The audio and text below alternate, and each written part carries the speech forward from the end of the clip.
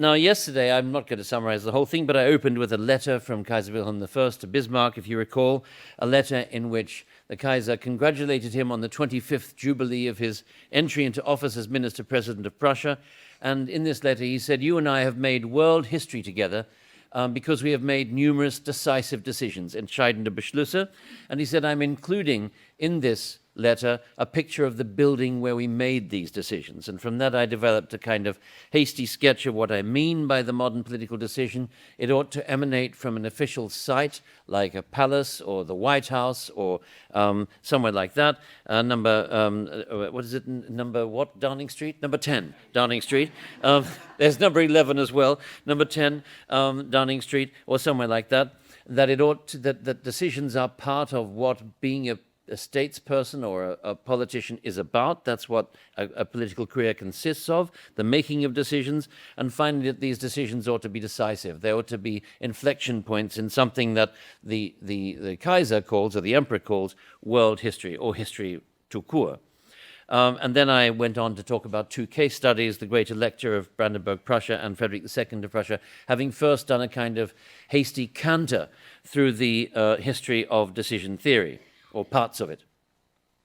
So if we fast forward now to the mid-19th century, we encounter a very different decisional style from either of the two I talked about yesterday, and I want to focus this time not on a monarch, but on a powerful statesman. The Prussian parliamentarian, sometime diplomat, sometime diplomat, and minister-president, later German imperial chancellor Otto von Bismarck. And I want to begin with a speech that Bismarck gave near the beginning of his career in the immediate aftermath of the revolutions of 1848, when he first emerged as a public figure. It was the revolutions that enabled him to do that. Before that, he was a completely unknown individual. In a speech of the 3rd of December 1850 to the Prussian Parliament, one of the most famous in his career, or it was to become one of the most famous in his career, Bismarck defended the Prussian decision to abandon something called the Erfurt Union and to accept the revival of the German Confederation, which had existed before the 1848 revolutions, under Austrian leadership. Now, some clarification here will be helpful.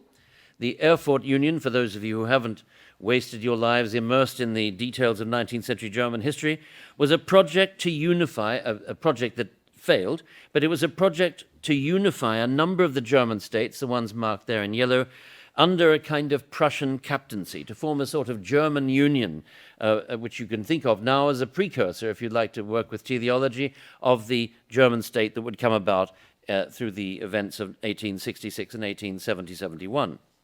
It was launched in the aftermath of the 1848 revolutions in order to capitalize on the weakness of the Austrians. The Prussians knew that the Austrians would never allow a union of this kind to happen, among other things because it didn't include Austria, and it was so dominated by Prussia.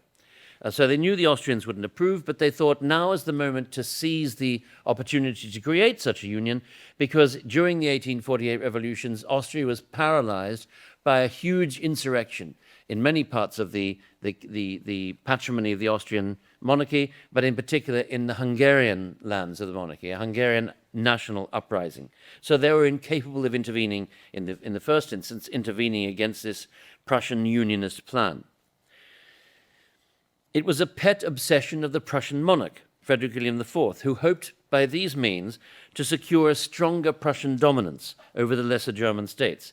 But most importantly, the Union project, the Erfurt Union, was also passionately applauded by Prussian patriotic and German nationalist opinion. They weren't necessarily always the same people, but supporters of Prussia and supporters of Germany were absolutely out of their minds with joy over this Erfurt Union, especially Protestant ones.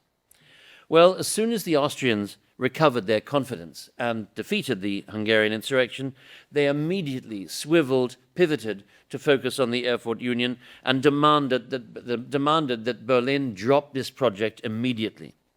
Supported by Russia and the other powers, the Austrians even threatened Prussia with war unless its government signed an agreement known as the Punctation of Olmütz. It's a town, Olomouc, which is now in the Czech Republic, undertaking to abandon forever its unionist plans and to join with Austria in rehabilitating or re-establishing the old German Confederation, an archaic political apparatus that is, or by this time it seemed archaic, that assigned a kind of soft German supremacy to Austria. For enthusiasts of the Unionist project, and they include, as I said, many German nationalists, but also Prussian patriots, the punctation seemed, or its acceptance by the Berlin government, seemed a shocking defeat, a humiliation, a stain on the kingdom's honor that called out for vengeance. There were howls of indignation, and as Droysen, the great historian Droysen, put it, tears rolled down the beards of many a doughty warrior. But Bismarck took a different view. In such weighty matters as Prussia's relationship with the rest of Germany, he argued, the decisions of the Prussian government ought to be swayed not by public emotion, but by cool and precise evaluation of the threats and exigencies of the moment. Why should Prussia risk the recourse to war, as he put it, at a moment when our neighbors will stand in arms against us? That was in reference to the warnings from Russia, France, and Britain that further Unionist adventures might incur a conflict. Why, Bismarck went on, should we risk this venture at a moment when, and these are his words again, at a moment when every question touching on foreign policy could carry war in its belly? Prussia was not ready for such a standoff, he said. To add insult to injury, he went on to propose that it did not lie in Prussia's interest, and I quote, to play Don Quixote all over Germany on behalf of disgruntled parliamentary celebrities. Now, Bismarck's purpose was obviously not to win friends in the legislature. His speech had the opposite effect on the disgruntled celebrities in his audience. Rather, he was commending himself as a candidate for future high office. And what's noteworthy is that he did this not by identifying himself as the advocate of a tendency or principle, but rather as a uniquely identifying himself or advertising himself as a uniquely skilled reader of the historical moment for decision. His point was not that a Prussian-managed German Union was in itself a bad policy. He would himself later embrace exactly such a policy. Rather, it was that the time was not yet ripe for the decision to inaugurate such a union. And second, his point was that the timing of that decision should not and would not be driven by public debate and media outrage, but by a cool appraisal of the risks and benefits. So this was not a reactionary tirade, as it's sometimes been depicted. It was, as Jonathan Steinberg put it, he wrote a wonderful book about Bismarck, it was a job application letter. It was not an appeal to his fellow parliamentarians, about whom he had very mixed feelings, but to the king, and more importantly, his younger brother, the future king and later emperor William I, who had become the political figure with whom he had the deepest and most abiding relationship, the relationship in some ways that defined the career, the Bismarckian career that we remember. And the argument of this job application letter was not, as one might have expected, I am a dependable conservative. It was, I am a competent maker of decisions because I know how to fit the decision to the moment. Now, this separateness from a specific ideological coalition was central to Bismarck's decisional approach, both in domestic and in foreign policy. Bismarck adopted a posture of ideological detachment, distancing himself from his conservative allies and reserving the right to compact, where it seemed opportune, with liberals and even with Social Democrats. He met with Lassalle, for example, to the great horror and scandal of those who found out about these secret meetings. What this posture of detachment meant for Bismarck's understanding of decision-making in foreign policy emerges very clearly from an exchange of letters in 1856 and 1857 with his, well, not exactly friend, frenemy would probably be a better term, Leopold von Gerlach.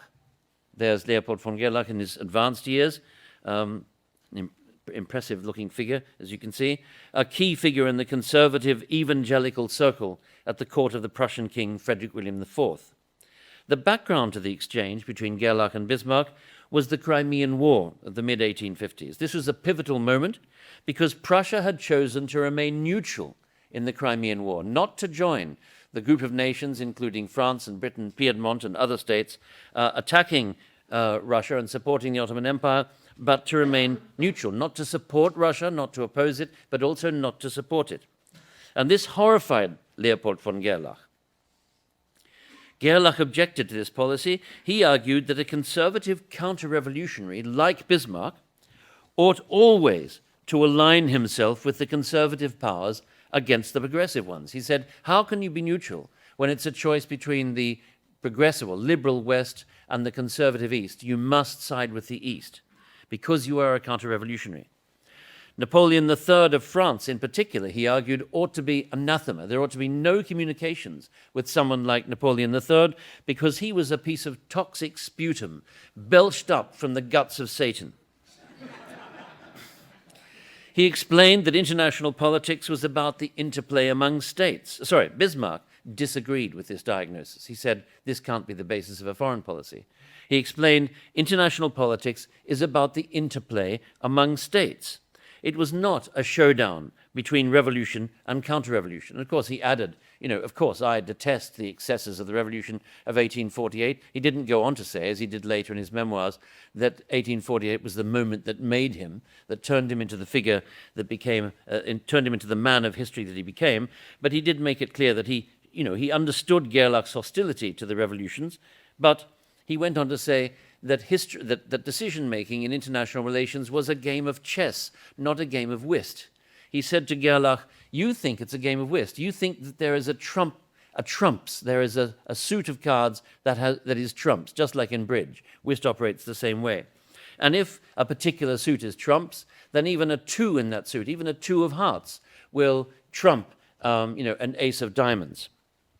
And he said, but international decision-making is not a game of whist. There are no trumps. It's a game of chess in which the free play of reason is what's involved. And here we see a very famous picture of Bismarck, which comes from the era of the Kulturkampf, showing him and the Pope. But what's interesting is the choice of the metaphor of chess. And people often spoke of Bismarck as a chess player, and he himself often used chess, not just the metaphor of the chess player, but other chess metaphors like chess moves or where I place my forces on the board. Interestingly enough, the word for chess pieces in mid-19th century German was force. The pieces were called forces, Kräfte. So when you talked about chess, it sometimes sounded as if you were talking about the domain of war. But in any case, he said, international relations is a game of chess. It is not a game of whist. There are no trumps. And you've got to improvise as each new situation comes up. You have to improvise in a way which enables you to use the maximum number of combinations of the maximum number of pieces. You can't exclude any square on the board. Everything must be possible. Politics must be the art of the possible. It could not be the pursuit of an ideological program.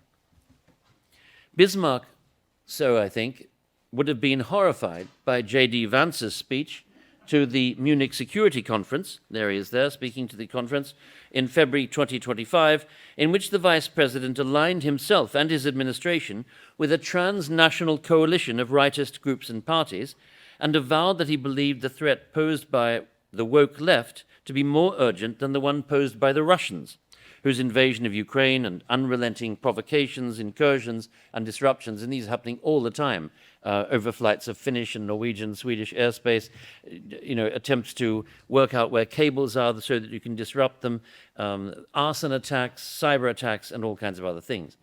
Vance spoke past the representatives of the sovereign states gathered in the room as if he were a Leninist addressing the workers of the world, or a religious leader speaking for his co-religionists in all countries.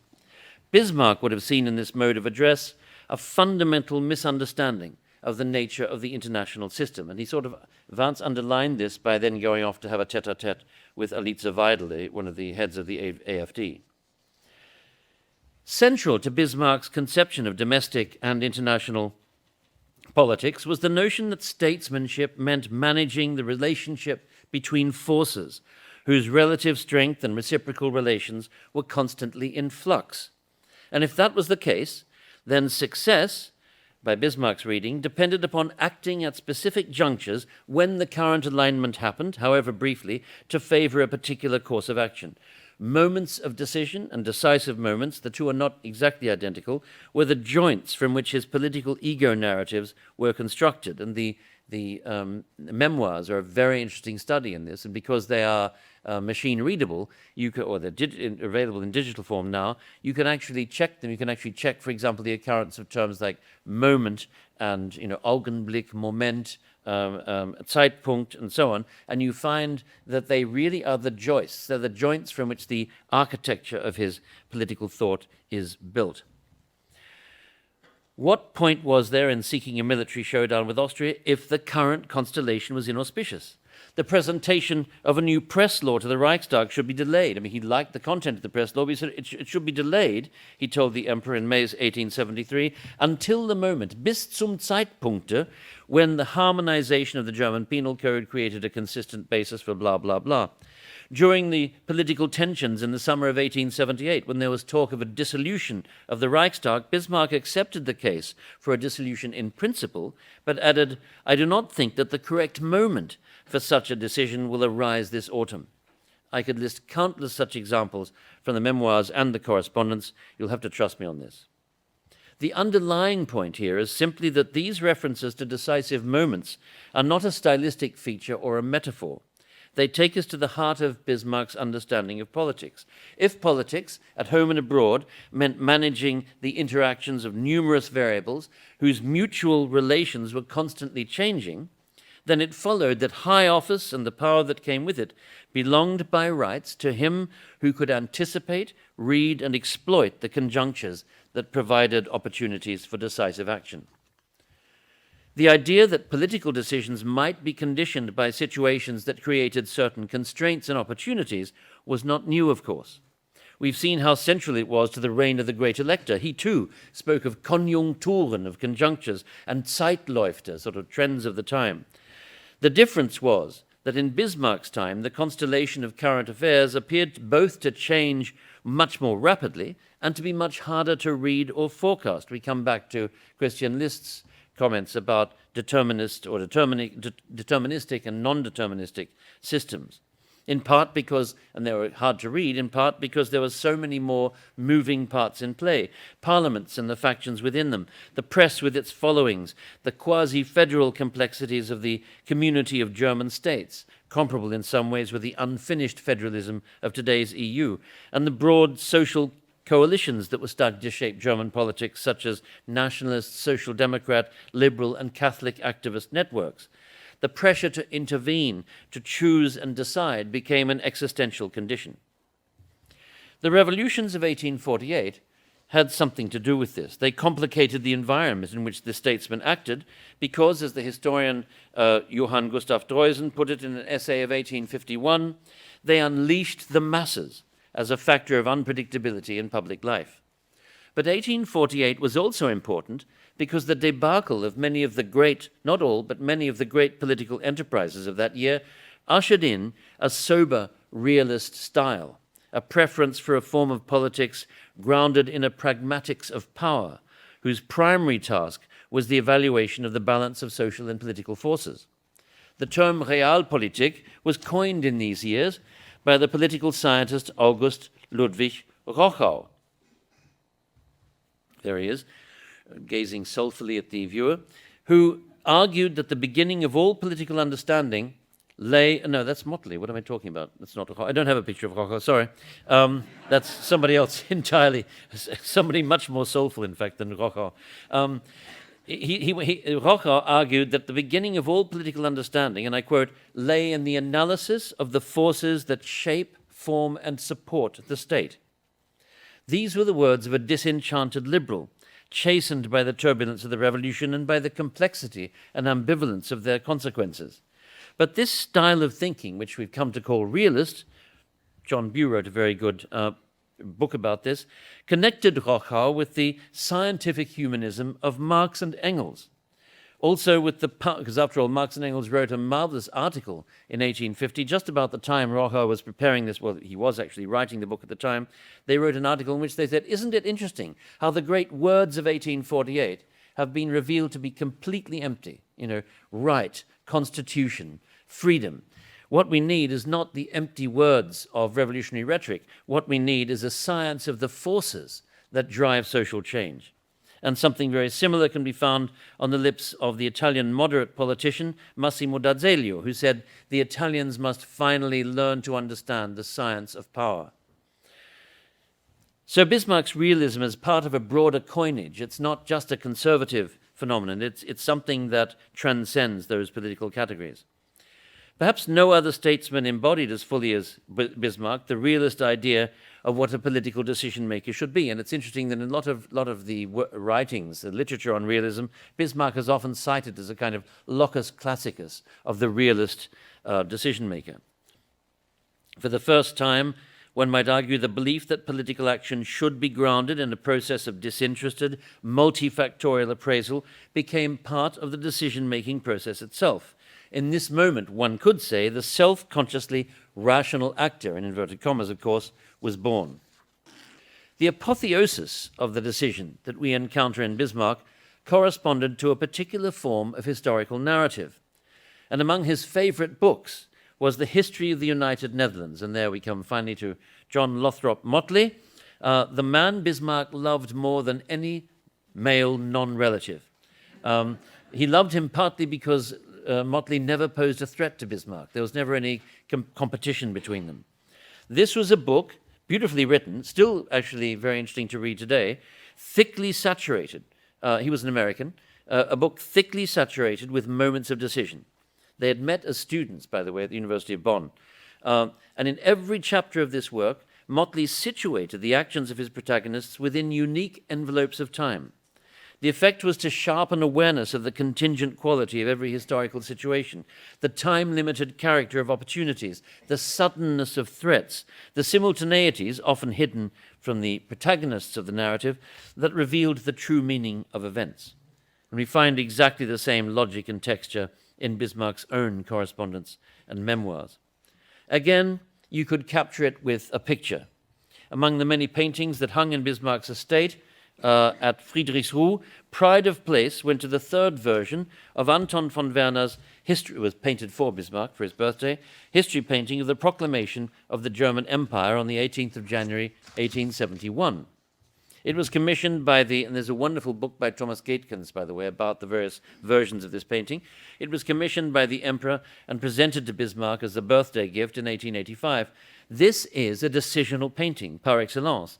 The positioning of the chief personalities was manipulated to foreground Bismarck's centrality. General von Roon, who wasn't actually present, was inserted to the right of the Grand Duke of Baden because of his close collaboration with Bismarck over the military reforms that made victory in the war against France possible. And also, incidentally, the same reforms had precipitated the constitutional crisis that brought Bismarck into power in the first place. Bismarck was painted in a white mess uniform, which he wasn't wearing at the time. He was wearing a dark uniform, and in the earliest version of this painting, which was destroyed during the Second World War, it's very hard to pick Bismarck out because he's just one dark uniform among many others. But in this one, he glows at the center of the painting. And the composition is centered on the gaze that connects Bismarck with the Emperor, the two great decision makers. It's worth that relationship that is celebrated in the letter with which I began is here rendered in paint, and it's backdated to the moment of the proclamation in 1871. It's worth noting here that over the last 18 months, there's actually been something of an upheaval in the world of Bismarck studies because two younger scholars, Jan Markert and Peter Sterkenberg, have reappraised the relationship between the two men, suggesting that the Emperor was a far more proactive part of the decision-making partnership between them than Bismarck's memoirs would lead us to believe. These young scholars argue that we've all been hoodwinked by Bismarck and that in fact the Emperor was a driving force. There's been quite a lot of pushback on this from other scholars, but the arguments are cogent, and I think in the end people will have to come to some kind of compromise settlement. But the fact that the debate has flared up again in this way makes Anton von Werner's image even more interesting. If Bismarck's years in office marked the apotheosis of the political decision, the same cannot be said of the historically unique regime established by the National Socialists. The years of the Nazi dictatorship brought decisive interventions. I mean, the deciding continued. It's a constant. It's always happening. And there continued to be decisive interventions in virtually every domain of political, social, and cultural life. They were more invasive, of course, than the political decisions of any previous regime had been.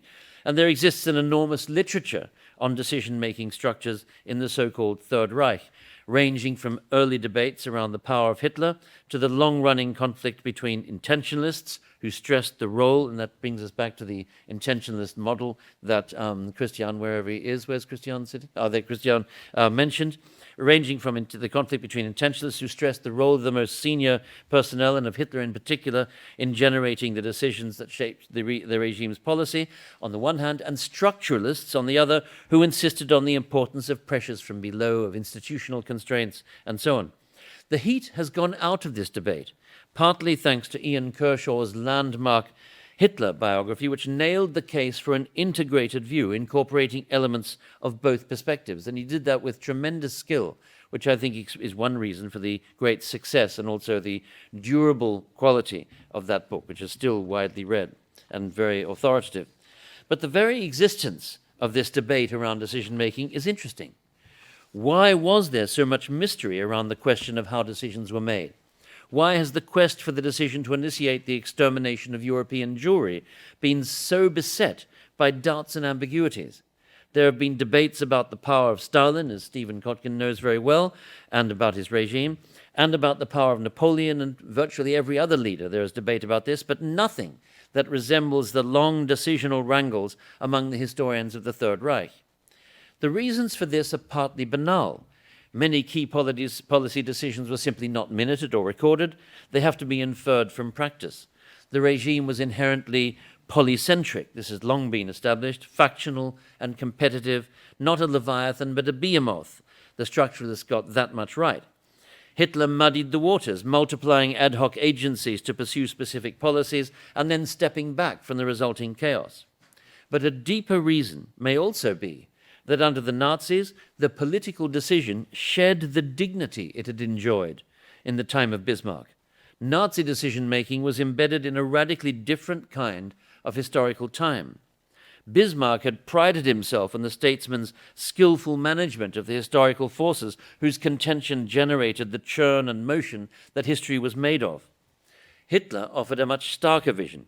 In his universe, the interplay of forces took place under the iron rule of a struggle for existence. This was no chess game of the type often metaphorized by Bismarck, but a battle to the death. Nature, Hitler wrote, first puts living beings on this globe and watches the free game of energies.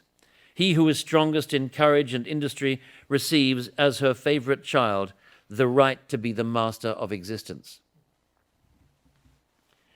The fundamental choice in politics was always a binary one: to survive and triumph or to go under.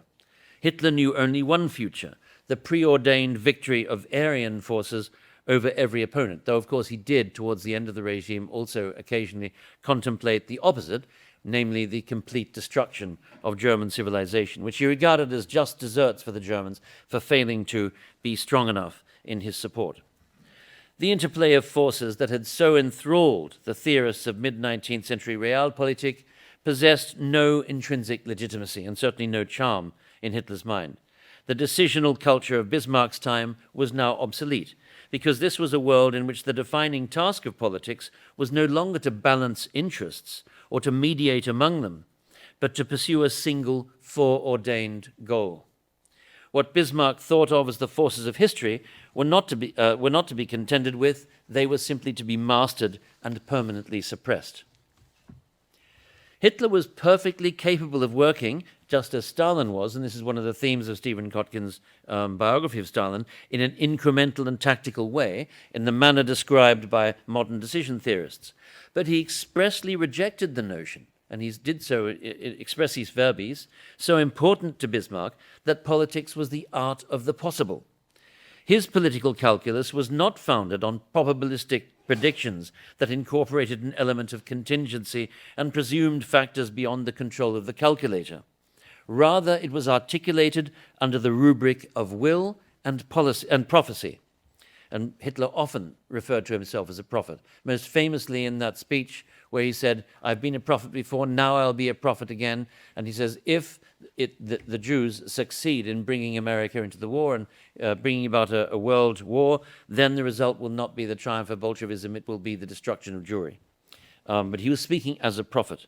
And whereas prediction presents or represents the projection into the future of a historical time in which numerous possible risks and gains have to be weighed up, prophecy, as Reinhard Koselleck observed, draws no fundamental distinction between past, present, and future.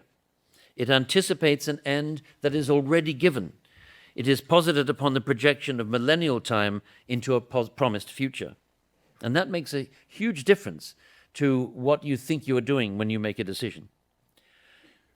A further difference. In the time of the great elector, invoking the need for sovereign decisions was what helped to bring the beginnings of a central state into existence. The state argued itself, decision by decision, into existence. Frederick II regarded the state as an already accomplished fact. He talked about it very often, l'état in French, of course, but it remained the fixed point in his political cosmos. Its survival and enhancement were not just the primary purpose of his existence, they were also the only form of immortality to which he felt able to aspire. And he wrote on several occasions, when he imagined his own death, he said, I will die, I will rejoin the universe, my molecules, coming back to Christian's metaphor yesterday, my molecules will merge with creation, but the state will persist, the state will live on. For Bismarck, too, the state was a central category. The monarch was mortal. Bismarck saw 3 Prussian kings, 2 of them emperors, to their graves during his career, but the state was not. It was a piece of eternity, and he often spoke of it as such. The turnover of individuals, he wrote in 1882, is irrelevant. The state and its institutions are only possible if they are imagined as permanent, self-identical personalities. Bismarck always weighed his decisions against the interests of this abstract thing, the Prussian, later the Prussian-German state. Against this background, the Nazis marked a dramatic departure. Having invoked the state of emergency at the outset by means of the Reichstag laws, Hitler never returned his regime to a condition of legal normality. More importantly, he denigrated the very category state.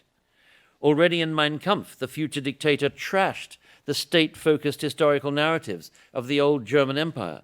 At the core of those narratives, Hitler argued, was a bogus legal theory, Jewish in inspiration, whose central axiom was, and I quote, preservation at any price of the current monster of human mechanism called state. For him, the operative category was not state, but people, Volk, a biomass that would ultimately inherit the European continent, extinguishing all forms of life. All other forms, not its own life, but extinguishing all other forms of life. The notion of foreign policy as a form of communication and bargaining on an equal footing with other states struck him as meaningless, a throwback to a bygone world. State implied an inertia, a ballast inherited from the past, a hindrance to the fulfillment of his movement's objectives. The 4 regime movements that I've been visiting, that we've all been visiting, were very different from each other. But none of them resembles the landscape of a mature Western democracy of the contemporary type, not even Bismarck's Wilhelmine Empire, which was far from a democracy. It wasn't really even a parliamentarian system. It was a sort of military monarchy propped onto a representative parliamentary structure. The world around Bismarck was undeniably very complex, but the constraints under which democratic leadership functions today are surely of a different order. The state is larger, it is deeper, it's more numerous in its personnel, it's more complexly structured. The media landscape is more vociferous and more volatile. The constitutional and legal constraints on executive power are, or at least have been, more robust and complex, at least in the Western sphere. The political career of Angela Merkel, Chancellor of the German Federal Republic from 2005 to 2021, conveys a sense of what this might mean for a senior decision-maker. The Chancellor has traditionally been the decision-maker-in-chief of German politics, with responsibility for setting the general orientation of policy. This is a responsibility described in German as Richtlinienkompetenz. the competence to set the general contours of policy. And Merkel's memoirs are very revealing, those are the memoirs there, about what this meant for her. When Bismarck wanted to capture metaphorically the decisional role of his office, he reached in two quite different directions. In moments of philosophical resignation, he described himself as a helmsman, borne ceaselessly forward on the river of time, capable of making small alterations to the direction of his craft, but powerless to reverse the current.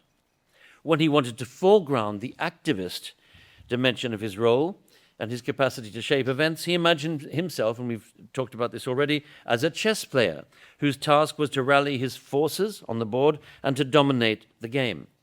The chess metaphor tended to dominate when he was focusing on adversarial struggles, like the Kulturkampf with the Pope and with the Catholic Church. We saw that metaphor deployed in a cartoon depicting Bismarck's struggle with Pope Pius IX. The helmsman metaphor, on the other hand, cropped up when he was more detached from events and strove to take a broader view. When he was, for example, on leave, he often went on leave back to his estate, but also when he was in retirement. References to the helmsman metaphor came up again and again and again. Everyone remarks on this. Merkel's account of deliberation and decision-making is more embedded and immersive than either of these metaphors would allow. When she moved into her new office in the German Chancellery in Berlin, she noted with approval that the architects had placed it on the same level as the floor of the plenary chamber of the Parliament building opposite. And I quote, "I was in the hands of these elected representatives. As a directly elected member of the German Bundestag, I was also one of them."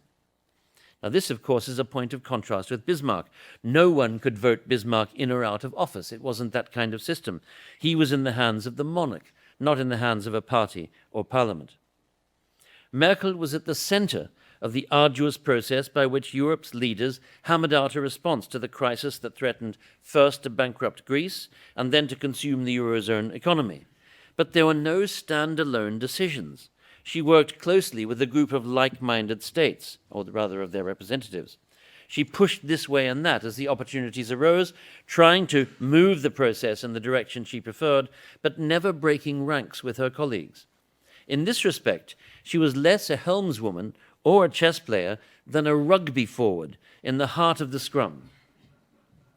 Today, Merkel is remembered above all, because one of the interesting things about the scrum is that if you're an individual, I remember as a very young person, I had a brief experience with rugby, which was so painful that I ran away from that sport as soon as I could.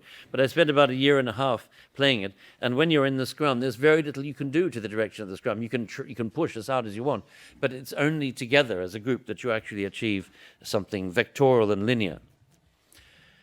Today, Merkel is remembered above all for one decision in particular, the decision to open Germany's borders to refugees amassing in Hungary and the Balkans in the autumn of 2015. But when Merkel discusses this moment in the memoirs, the emphasis falls not on the bold initiative of the Chancellor, but on the accumulation of causal pressures.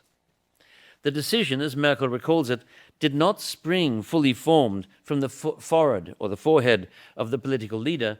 It arrived as a kind of necessity. And this, I think, is interesting in light of the fact that she formed a particular liking for the god Kairos. She talks about this in the memoirs. And during a visit to the studio of a German sculptor by the name of Thomas Jastram, she bought this statue and put it in her office in the Chancellery. But in the office, it was wrapped in bubble wrap. You couldn't actually see what the statue was of. She was embarrassed about it, didn't want people to recognize it. But Kairos is the Greek god of auspicious opportunities, auspicious moments, lucky moments for action. And you can see if you look at at least the copy of an ancient Greek original from the 4th century before the Christian era. I've just included that because there you can see Kairos as a long forelock of hair, and the idea was that as he rushed by, he was always in a hurry, as he rushed by, you had to grab his forelock, and then you could be pulled along behind him. And she said she liked this very much, and that Kairos had, always been her great friend. And here we see that once in retirement, you can see it up there in the rear at the right, the bubble wrapping came off, and Kairos was there in all his splendor. One could read this emphasis on necessity and the multiplication of factors, causal pressures, and so on, as a kind of evasion. And in fact, some reviewers of the memoirs, did exactly that and said, oh, she's refusing to acknowledge, she's refusing to get down on her knees and apologize for the terrible damage she's done to Germany. Those are people on the right, obviously. One could read this as a form of evasion, a bid to downsize a political decision. And we discussed this yesterday in Q&A about what happens when people don't want to decide, or when they pull away from responsibility for a decision, because of course centrality in any process of decision commutes quite directly into personal responsibility. But it also reflects a view of the political process that corresponds with a particular temperament and outlook. In her first life, Merkel was a theoretical scientist. She was not an experimentalist, whereas she was a quantum chemist, if you like, whereas experimentalists intervene proactively in the process of knowledge production by creating and monitoring controlled scenarios, experiments in other words. Theoretical scientists, including quantum chemists of her type, are focused on the rigorous tabulation of data and the discernment of patterns. Merkel would bring these habits and skills to her life in politics. Complexity gives rise to dependence. There are problems one simply cannot solve on one's own. And in politics, the answers are usually not solutions in the mathematical sense, this is a point that Max Weber made, but provisional outcomes generated by processes of competitive tendering and distributed cognition. And in fact, if you revisit the decision to admit refugees into Germany in 2015, and you look more closely at what came after, you can see that having made that decision in the following years, Merkel stamped on the brakes, turned the policy around, and cut the numbers of immigrants very swiftly. They came down. But that, of course, has been forgotten against the background of the sort of outrage over the decision of 2015. And of course, in complex decisions, competitive tendering, distributed cognition, a plurality of stakeholders and experts interact under conditions more or less pressurized by the threat of a systemic breakdown. That's how, in complex systems, those are the circumstances under which decisions are usually made. And Merkel's memoirs register this deepening of complexity as a central feature of contemporary political life. It's the sort of leitmotif of the entire book. The refocusing of attention that results takes us a long way from the actionist narrative, for example, of Margaret Thatcher in her Downing Street years, whose memoir documents countless acts of individual will. I was chiefly concerned. I did not share the common view. I was right, and so on. And so it goes on, and it's always I. Whereas Merkel's favorite pronoun is we. It's always we. We together did this. We did that. We did not succeed in doing this. We did succeed in doing that. It was hard work, but we ... Absent, too, is the visceral antagonism towards political enemies that drives Thatcher's story, and even more so, Liz Truss's truly hallucinatory memoir, 10 years, the title itself is fabulous, 10 Years to Save the West, which includes, it is actually a book well worth reading. I laughed aloud reading it, I had tears in my eyes, because she's actually a great humorist, a great comedian. There's a marvelous moment when she says, we moved into number 10. It's not very nice. If it were on Airbnb, it would not get good reviews. And so on. So, and she said she liked the number 10, her favorite character in number 10 was the cat that she inherited, which had been there since Boris Johnson, and had a terrible case of fleas, by the way, this cat. I've forgotten what it was called, something Dermot or something. And she said Dermot was very helpful because Dermot knew all the people we needed to hate. In any case, in her memoirs, Liz Truss identifies most of the members of her own party as sworn enemies. In formulating assessments of Merkel's performance as a decision-maker, the political scientists and the journalists have produced a cluster of overlapping characterizations. It's been noted on the one hand that Merkel's decisional praxis placed her in close vicinity to the ideal type of the rational actor. Scholars have noted an emphasis on information gathering, the consultation of experts, and meticulous evaluation of costs and benefits, as one would expect of someone with Merkel's training in scientific observation. It's perhaps significant that in this sense she comes from the same world and embodies the same priorities and mental habits as the decision theorists do. She comes from that world of observational science and reasoning. But others have noted that this clarity in method is tempered by a tendency to delay the commitment to long-term objectives. And we had a very interesting question yesterday about what happens when people don't want to decide, when they hesitate or postpone the process. So they've noted that this clarity method is tempered by a tendency to delay the commitment to long-term objectives and to adjust the definition of goals to opportunities, pressures, and constraints. In this context, commentators have characterized her as an incrementalist, in the mode theorized by Braybrook and Lindblom in 1963. In 2015, the Langenscheidt Dictionary's neologism of the year was Merkeln, meaning to sit on the fence, not to decide. In respect of a number of emotionally charged issues, such as the withdrawal from nuclear power after the Fukushima disaster or the decision to admit refugees, scholars have reached instead for Herbert A. Simon's bounded rationality model, in which the rational appraisal of interests may come under pressure from moral and psychological factors, or from the appeal to overriding norms or principles, such as humanitarianism, in the case of asylum seekers, for example. Efforts to make sense of the multiple procedures and logics that may have driven her decision-making in different phases of its evolution have yielded a so-called polyheuristic approach, in which decisions are seen as maturing through distinct phases in which different criteria and methodologies may be applied. In other words, no single decisional model works. You need a composite of different models to explain the different bits of the process that produces an individual decision. This last approach, associated with Alex Mintz at the Lauder School of Government in Herzliya and J. Tyson Chatanier at the University of Houston, has the advantage that it makes space both for the non-negotiable commitments that the decision-maker imposes on herself a priori, such as coalition stability, commitment to the EU, German interests, and for the pragmatic adjustments needed to optimize outcomes within the resulting constraints.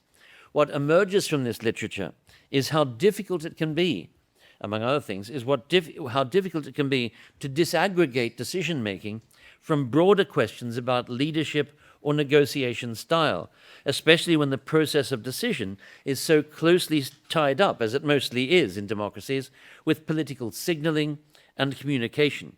Though I should add that Merkel, who was very aware of this relationship between decision-making and signaling, did whenever she could, she strove to separate decision-making and signaling functions. She usually, for example, avoided offering press conferences when deliberation was still underway, and she disliked it intensely when her usually male colleagues raced off from meetings to offer press appearances in order to associate with themselves, to take the credit for all of or part of a decision or for a decision that wasn't yet actually ready, wasn't yet finished. It's interesting to be reflecting on these matters here in Berkeley right now, because questions about how political decisions are made and who has the power to make them or to impede their implementation are at the heart of the commotion around President Donald Trump. The decision scientists have been hard at work on the Trump presidential style, and there's an enormous literature just on the two Trump administrations. They are quite separate literatures. The decisionists have noticed the deepening disconnect between this president and the deliberative bodies around him. As they become more experienced and confident, it's been argued all presidents have tended to move from formal to less formal processes as they get more comfortable in their role, and that's what one would expect. But even against this background, it's been argued, Trump stands out. During his first administration, he hindered the development, as one analysis puts it, of a thoughtful and structured advisory process, and triggered conflicts with advisory bodies that gave rise to one of the highest staff turnover rates in the history of the modern presidency. That's one key contrast between the first and the second administration. And I'll come back to the second in a moment. In previous administrations, one analysis of immigration policy observes, the president, I'm quoting here, the president and his top advisors would identify their policy priorities and then put the bureaucracy to work refining and debating them before the president gave his final sign-off. But during the first Trump administration, the senior advisor and director of speechwriting, Stephen Miller, inverted this process. He would come up with an idea, have the president approve it, and only then start a policy review. Miller established policy coordination committees to short-circuit internal debates. But these were nothing like the methodically organized policy committees of administrations past. They were simply groups hastily assembled at the last moment. Miller would handpick lower-level bureaucrats within the agencies, and he would run the meetings himself. Invitees were often unable to speak on behalf of their agencies because they were too low in rank to even know what their line managers thought on each policy issue. There has been dramatic structural change in the sphere of foreign policy, ever the preeminent domain of sovereign decision-making. A report in the Financial Times in summer last year noted the drastic paring back of the National Security Council, established by President Truman in 1947, and the jettisoning of dozens of seasoned experts in foreign policy and national security. It cited an official who observed that, and I quote, "the traditional Washington foreign policy process led by the NSC has largely broken down under this administration." In the context of the current administration, attention is naturally focused on the President's extravagant use of the executive order. The orders cover a wide range of policy domains, from the economy and trade, foreign policy and the military, energy and environment, health and science, DEI and cultural policy, domestic policy, the retaliatory targeting of opponents, immigration and border policy, and the creation of new agencies, such as the Department of Government Efficiency. These signings are not just a political fact. They are integrated into the spectacle, into the theater, if you like, of the presidency. And here are just a couple of examples. There's one there. I mean, you've all seen these, I know, again and again. But when you look at them in a sort of sequence, it is striking. The flip side of this decisionist self-image of the office is the removal at Trump's behest of the photo portrait of his predecessor, President Joe Biden Jr., from the new Presidential Walk of Fame in the White House, and its replacement by a photograph of the auto pen, used when the president is unable personally to sign a document, a gag intended to establish a sharp decisional contrast between the incumbent and his predecessor. What these orders will accomplish in terms of lasting change is hard to predict, because so many of them are being challenged in the courts. And not all of them, I must say, not all of them are really clearly defined decisions.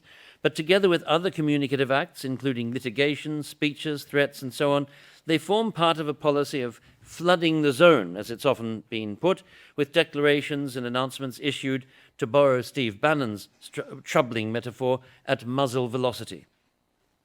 The storm-like profusion of orders and announcements exposes a broad spectrum of executive activity whose decisional intensity varies greatly. Is an executive order a decision? Some are, some are not. Some of the ones that are likely to remain hanging in the barbed wire of the courts. And what about statements of intent? We will own Gaza, or we will take Greenland, or we need Greenland, or we will make peace between Russia and Ukraine.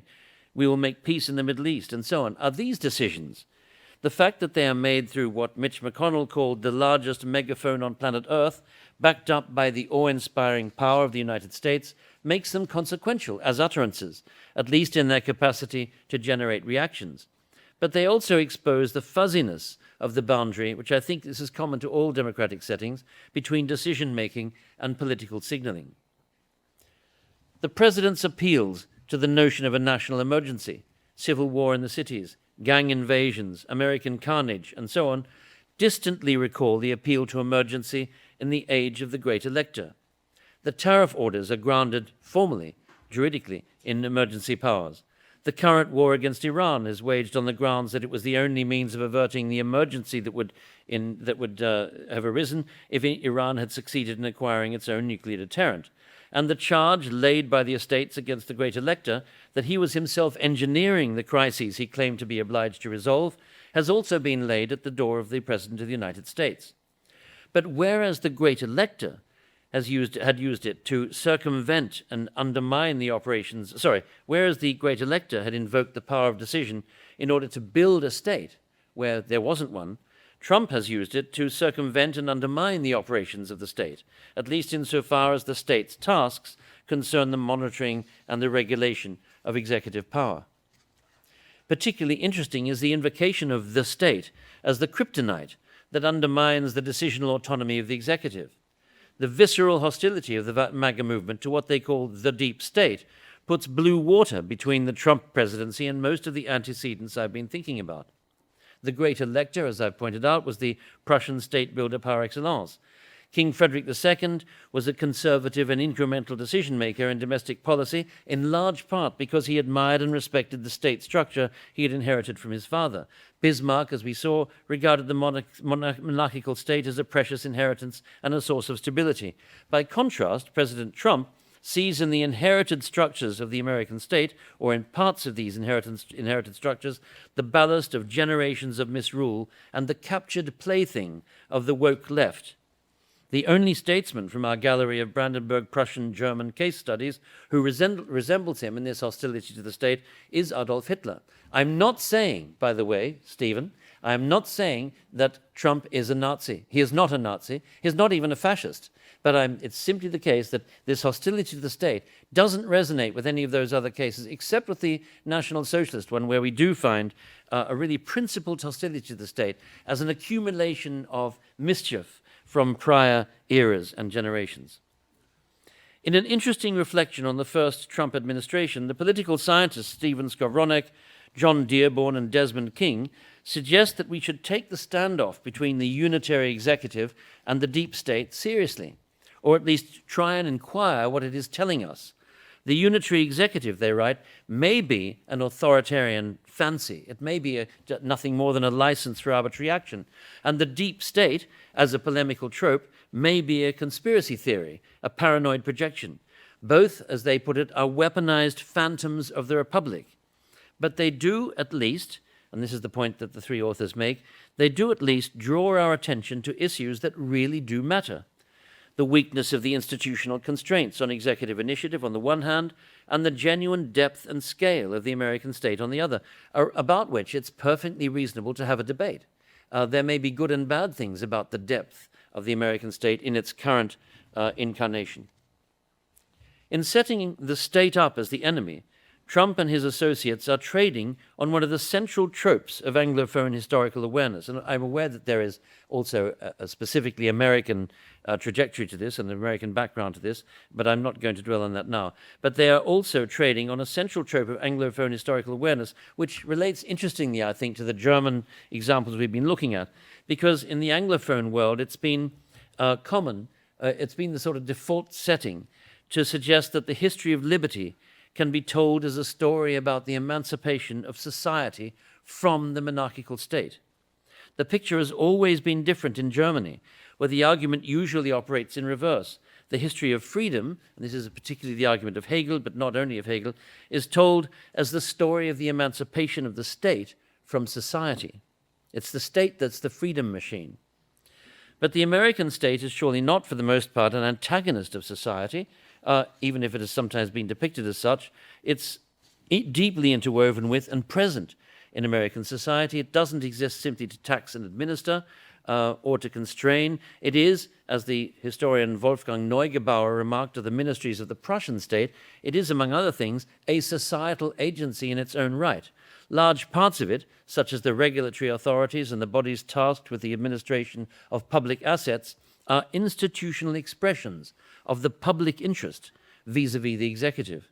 So it's not that the state is in these senses representative. It is in these senses part of the democratic dimension of the polity.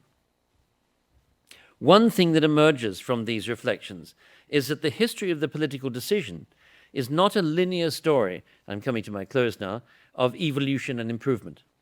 The Trump presidency has cast that nonlinearity into sharp relief. Modernization theory was never particularly interested in decision-making, but among its central tenets was the claim that as a society becomes more modern, power expresses itself in ever more impersonal forms, through laws, regulations, protocols, bureaucracy. There is some truth to the notion that the growth of the state has tended to involve a suppression, or at least the depersonalization of decisional initiative, along the lines foreseen by the French physiocrat François Quesnay, who observed that in the future, when the laws truly ruled, the sovereign no longer would. What we have witnessed is modernization in reverse, the repersonalization of power and an assault on those state agencies designed to prevent it. This observation may, I'm not suggesting this assault has been particularly successful, by the way, but it has taken place. This observation may sound odd to those who have been thinking about the impact of AI and related processes. We had a question about that yesterday, and related processes of digital automation on contemporary decision-making. In a study of the errors that led to the recent American strike on an Iranian girls' school in the city of Minab, a strike that killed between 175 and 180 people, most of them girls between the age of 7 and 12, the AI analyst Kevin Baker critiqued the media coverage of the issue for over-focusing on the threats posed by AI. There was a speculation that the anthropic chatbot Claude had targeted the school and about whether this chatbot could be trusted to follow orders. None of this, Baker argued, bore any relation to what had actually happened. The Palantir Technologies Maven smart system that managed the strike is not an AI of the LLM type, but a targeting infrastructure that pulls together satellite imagery, signals intelligence and sensor data, and executes every step from first detection to the order to strike. And the result is, as was intended, a huge gain in efficiency. Using Maven, 20 soldiers can now manage a targeting process for which 2,000 were required during the 2003 invasion of Iraq. Now, of course, the system is not error-proof. The school building in question had originally been correctly classified as belonging to a Revolutionary Guards base in a Defense Intelligence Agency database. But this database was not updated in 2016 when the building and the land around it were sold and converted into a school. As Baker puts it, a chatbot did not kill those children. People failed to update a database, and other people built a system fast enough to make that failure lethal. But Baker had a further point to make, namely that the compression, and this is the point that bears on decision-making, that the compression of time and the reduction of personnel achieved through the new system actually amplified the risk of error, because they removed the layers of fact-checking and cost-benefit assessment that made an error of this gravity less probable. The latency period between target identification and strike turned out to contain more than just wasted time and resources. It turned out also to contain various forms of distributed decisional discretion that could work as buffers against error, so at least Baker's argument. Two insights seem to me to arise from this. The first is that the personalization of decision-making power and the depersonalization of delivery systems in the name of efficiency are in fact mutually reinforcing phenomena. The second is that when technocratic entrepreneurs sweat administrative systems down to the bare minimum, they destroy more than just inefficiencies. They may also strip out processes of appraisal and adjudication. They justify this effect on the grounds that by removing human adjudication, you also reduce the probability of error. In this case, the cybernetic dreams of the tech bros are rooted in the same imaginary as the decision science of the 1960s and 70s. If we want rational processes, and humans stubbornly fail, as they seem to do, to be rational actors, why not squeeze the humans, or all of them except the one in command, out of the system? It goes without saying that the impact of this process on humans will be highly asymmetrical. It will disempower a great many and empower a very few. For those of us who would wish political decisions to be the fruit of transparent and accountable processes of deliberation, and I'm not saying, incidentally, it's one of the interesting things about Merkel's memoirs, is that it's not clear that the very submersive form of decision-making to which she was committed actually generated better decisions. What her memoirs really tell us is how extremely difficult it is for decision-makers to operate under the terms, under the conditions imposed by a modern pluralistic democracy. But if we do want decision-making processes to become more transparent and accountable, then these latest chapters in the history of the political decision are presumably not great news. The structures, yes, have got better, and historians are inclined by training to see structures as strong and enduring. But what if, as the novelist Paul Auster asked in an interview shortly before his death, what if the structures of good governance are made not of granite, but of soap? What if structures are softer than we think? What if they can be washed away? Structures can be defunded, shrunk, marginalized, or simply destroyed. And when that happens, it's astonishing how quickly we slip back into a primordial decisional condition that we believed we had transcended. Under these circumstances, and I think this is really interesting because as historians, we often think that structures are very robust and persons and actors and events are soft. Remember the famous metaphor of I'm going to forget it, I'm blanking his name now. He wrote, Braudel, Fernand Braudel, when he said, the structures in history are the great waves, the great ocean waves. Events are the soft sort of flaccid foam that are carried on their shoulders. But it may be that events are actually quite hard and structures quite soft. They may be like overboiled spaghetti rather than like steel girders. Under these circumstances, a progressive narrative, a progressive style narrative of what has changed, may come to seem less compelling than an account of what has not changed, what never went away. In a way, we might see this as a vindication of decision theory, with its formalism, which enables it to be decoupled from a narrative of institutional progress, of enlightenment, civilization, or whatever you like. Decision theory can direct our attention to the underlying dynamics of the decision in a way that clarifies our thinking. But that doesn't need to mean that we abandon the quest to delineate a developmental history of the modern political decision, because now may precisely be the moment when we need to think about where the history of political decision-making is going, where the history of this process is going, and where we want it to go. And for that, some kind of telos, it will be necessary for us to imagine some kind of telos. So we will need teleology if we start to think about what we want to happen, rather than simply describing what has already happened. Teleology, the construction of narratives around an imagined endpoint, can narrow our field of vision, especially when we impose such futurities on a past that did not know them. But it may also be the key to plotting a path beyond the predicaments of the present. In a recent analysis of the US-Israeli war in Iran, the Tel Aviv-based foreign policy analysis, Jonathan Tuval, noted the unprecedented power of the targeting infrastructure available to those who are waging the current war.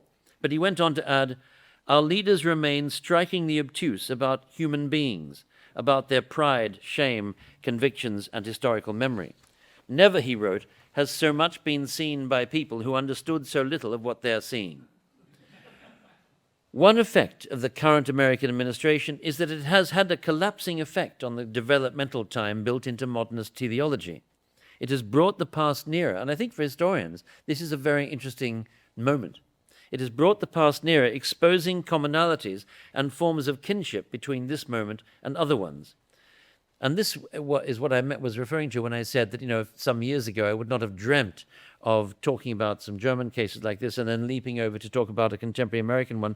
But it does seem to me that the Trump presidency has exposed issues around government and the predicaments of people who are in power that are common to different eras and to different settings. By focusing on what is common from case to case under varying circumstances, decision theory uncouples the analysis from the teleology of modernism, exposing aspects of the process that were always there, but have acquired renewed salience.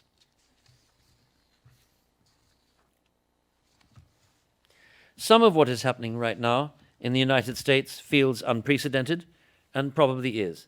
The rank, foul-mouthed insults from the mouths of the most senior officials. These are the things, by the way, I was saying, who was I saying this to? I was saying this to the Chancellor last night at dinner, that, and I'm sure you're all aware of this, but just in case you're not, that, if you're living in Britain, for example, or for that matter in Germany or France, we are exposed 24/7 to American politics. It's not like where it's a very different situation for us from the one that you experience. The difference is that you have your friendship networks and your local environments and so on, which haven't changed very much. So for you, there's a ballast of continuity and stability. But for people in Europe who are also feeling the effects of world events, for example, surging fuel prices, that's all we get. We don't have that ballasting effect of a sort of local community which remains tranquil and highly functional, as I know your communities are. We just get that sort of fever pitch news feed. So we get the rank foul-mouthed insults, the gross misogyny, the denigration of decorated veterans, I'm thinking of John McCain, the crowing over the graves of dead opponents, the expletive-ridden threats to extinguish civilizations, the fawning to foreign autocrats, and the disparagement of long-standing allies. I mean, for me, it was I'm not a particular, I'm not a sort of go down on my knees fan of Keir Starmer, but to hear him mimicking the voice of Keir Starmer in public and saying, oh, I have to ask my team, and so on, as if it's somehow pathetic to have to ask for advice on a matter like joining a war. That was one example.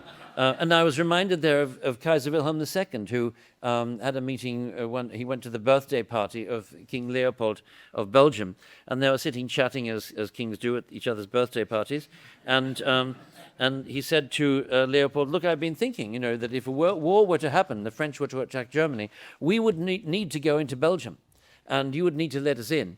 And in that case, we would be very, very grateful. And you could have sort of, the northern half of France could be part of Belgium. Would that be nice? And the king began to sort of perspire heavily and said, I would have to ask my ministers about this suggestion. To which the Kaiser replied, oh, I cannot possibly respect a king who has to ask his ministers. What's that about? So in any case, this mocking Keir Starmer because he said he would have to ask his team was extraordinary. The servile Byzantinism, the racist smears, the corruption in every imaginable sense, the obsessive hacking at rivals and predecessors, the morbid narcissism, the hallucinatory gobbledygook of Vance, Hegseth, and the rest of them. These are outlandish and novel features of the incumbent and the milieu that has formed around him. It's understandable that they should attract attention. And I don't think it's wrong to be shocked by these things. But underlying these vexations are deeper questions. Questions about the place of expertise in modern decision-making, about the tension between policy control and flexibility in government and civil service management, questions about the extraordinary weight that the complexity of decision-making or the complexity of modern societies brings to bear on decision-makers. I don't envy the people who have to do this. It's it's got more and more difficult. And finally, the enormous heft of a presidency established in what Eric Nelson, in a very powerful analysis of this tradition, has called the Royalist Revolution. And finally, the place of that maligned but seemingly indispensable thing, the state, in modern American life. It's still too early to write the history of the political decision in the time of President Trump, but his administration, and not least his approach to decision-making, have at least had the merit, for which perhaps we should be ruefully thankful, of tearing away the shroud that concealed so many avoided questions at the heart of American power. Thank you very much. I'm going to pick up exactly where Chris just left off. When hostilities broke out between the United States and Iran in February of this year, newspapers were quick to label the net effect Trump's war of choice. The New York Times started using the phrase almost immediately, calling the American attack on Iran the ultimate war of choice. The friendlier Wall Street Journal, without exactly endorsing this reading, claimed in March that, quote, Americans have concluded that it is a war of choice. Media outlets around the world, from Le Monde to India Today, have adopted the same phrasing. The point has been to emphasize, one, this war's optionality rather than necessity or unavoidability, and two, the American president's ownership of the decision to pick this particular course of action from among the various possibilities or menu of options before him, based on some combination of desires, values, and information, as well as formal and informal pressure and constraints. This sounds kind of complicated, but it's of course a description of ordinary human behavior for all of us assembled here, even if, none of us have the power to actually wage a war. In fact, we make both consequential and inconsequential choices, which is what we generally call this kind of constrained selecting from menus of options, so often that we rarely pay much attention to the act itself. It seems, to me at least, kind of what humans do most of the time, sometimes well and sometimes not so well. However, Pace, many decision theorists, choice-making does have a history, as we've started to learn this yesterday. Its quantity, nature, and significance have all evolved over time and surely will continue to do so. At the most basic level, both the number of options and the range of situations in which we, and I'm using we here in the very loose sense of, let's say, the people in this room for argument's sake, the number of options and the range of situations in which we're called upon to make a choice have expanded exponentially in the course of modern life. But that's not the whole story. In addition, the very process has changed in form and meaning. And since Professor Clark started us illustrating his points with paintings, I'm going to do the same, comparing two 18th century images to try to make clear what I have in mind. Okay, the first one is a rather typical rendition of the Choice of Hercules, which is a very familiar theme from poetry, opera, fiction, even garden design in the 17th and especially 18th centuries. Some of you may know that, for instance, John Adams suggested it would make a great seal for the new United States. This version is by the painter Paulo de Matias, and as you can see, this is very typical. Hercules stands in the center, and his body's kind of torqued, right? He's sort of going in two directions, which is typical of renditions of this scene, and he's contemplating two allegorical female figures. Hercules is undecided between going with virtue on one side and vice on the other. But it's also clear to the viewer that he's ultimately turning towards virtue, meaning he's doing what's right according to and for others, as opposed to selecting her opposite, which would mean acting on one's own selfish desires. Freedom here means nothing less than making that decision, which is to say the correct decision, or the decision to do what's correct of one's own volition. So it's not free choice in our sense, really. This is an old story and image, and it's widely repeated as an early modern behavioral model. Okay, I have just one more picture for you, but here we go. The second picture, dating from just a few years later, shows something newer. It's an engraving after a lost painting by Jean-Honoré Fragonard, who was a contemporary of Watteau we encountered last night, of a flirt or a coquette, who is also shown in the act of making up her mind, similarly leaning in two directions at once, though also hinting at her final choice. You know, there's very interesting bodily forms in both of these. Note most obviously the gender reversal in this non-allegorical rendition. This is a contemporary young woman, fashionably dressed as a shepherdess, don't ask, picking between two men or boys, both of whom are dressed also as shepherds. Then note the lack of moral weighting between her options. Her choice is only a matter of personal preferences. That is, liking option A more than option B, or vice versa. Her choice is what we might now call a value-neutral one, and thus is also considerably less constrained by external factors. In the 18th century, being a coquette and using the traditional play of choice was not necessarily something celebrated. If you read literature this period, the coquette usually gets pretty badly punished by the end. But this second, originally feminine-inflected form of choice has by now come to dominate both our behavior and our models, from the way we pick a sandwich or a college course to even the way we vote in what is now known as our free time. Choosing in accordance with our personal preferences is thought to have two big advantages. It gets us what we want, or in the case of voting, there's some aggregation of all of our personal preferences that may or may not get us what we want. Choosing also gives us standing as full-fledged, autonomous adult people in our own eyes and in the eyes of others. Our social sciences, still primarily rooted in the idea of the rational chooser, or homo economicus, at the center, reflect that conception of the human, even if we now don't think of that person as necessarily a perfect chooser. That rational choice model remains so dominant in our analytic models. And so does it remain common to the way we narrate our own lives, whether we're powerful figures or not. Indeed, the celebration of choice is also where our economic and political ideals, or what you might call capitalism and democracy, most obviously run together, from ad campaigns to human rights decrees. Choosing on the coquette model, or if we want to be a little more updated about it, we might call the supermarket model or even the Tinder model, is the modern form of freedom, whether the consequences are explicitly political or not. It gained steam in the 19th century and fully comes into its own, not really, I don't think, until around the Second World War. even those who push back against its premises, as many people around the world do to this day, cannot now easily evade it. That longer story is, in fact, the subject of this book that was just referred to, The Age of Choice, A History of Freedom in Modern Life. But the choices of modern political leaders, Professor Clark's focus yesterday and today, necessarily take a slightly different form, even if those leaders also live in the modern age right along with the rest of us.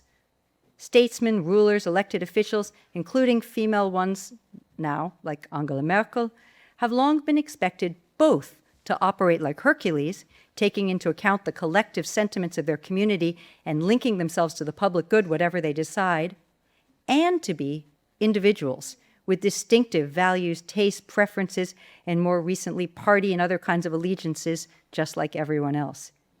And as Clark shows, the particular kind of decision-making, which I see as a broader category than choosing, that we associate with these modern leaders, has a particular history that can be reconstructed as well. It can be gleaned from leaders' actions, from their self-descriptions, and even from histories written and paintings painted during their own reigns or mandates. And from these sources, which I should add are really very different from the kinds of sources one needs to use to construct or reconstruct the history of decision-making or choosing among people who are not leaders. From these sources, a history of what Clark calls decision styles or decisional cultures can be outlined as a companion to decision science. So what is a decision style? For Clark, it seems to encompass both the performance of political choice as a ritual activity occurring in specific settings and moments, and conceptions or representations of political choice animating those performances or justifying them afterwards. And he suggests that German and especially Prussian leaders from the mid-17th to the mid-20th century offer prime examples and maybe even the beginnings of a typology of these decision styles. They allow us to see change over time as well, even if not directed towards any single telos. Last night's talk began with the great elector who turned the state of emergency into a means to increase his power as executive and make decisions that would change rather than uphold the pattern of history, all as chronicled especially by Pufendorf. The evening ended with the great elector's grandson, Frederick the Great, who expanded this emergency power along with a bureaucracy focused on information into the foundation of absolute authority, illustrating how the status and significance of the ruler's decisions developed in Prussia right alongside that of the state. Tonight, or this afternoon, we started with Bismarck, a critical figure for Clark insofar as he comes closest to the now familiar model of the rational chooser, advertising himself as expert at both considering the options and engaging in dispassionate risk-benefit analysis while still insisting on the power of his consequential decisions to shape the future.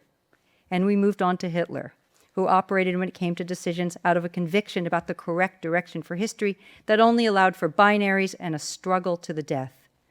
And that was all before considering briefly as a kind of coda Merkel, an incrementalist and the only one of these figures to function in a world defined by the separation of powers common to a modern democracy.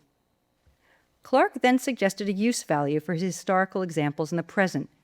They help us, he claims, to see Trump and potentially other leaders of democracies with populist and authoritarian tendencies now in the 21st century, not just as people who have seized the modern authority to choose, but as people whose style of choice is an important element of the way they wield power.